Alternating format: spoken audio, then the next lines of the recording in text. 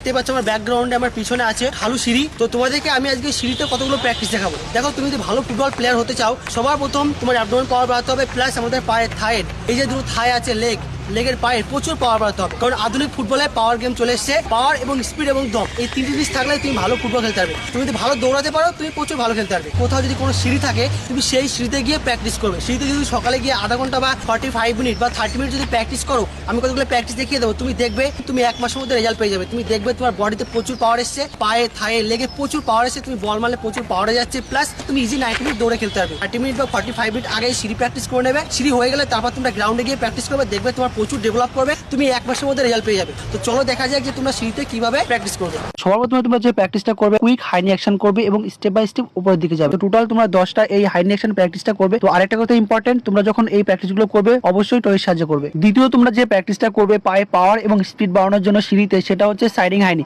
তৃতীয় তোমরা যে প্র্যাকটিসটা করবে সেটা হচ্ছে বোথ লেগ জাম্প।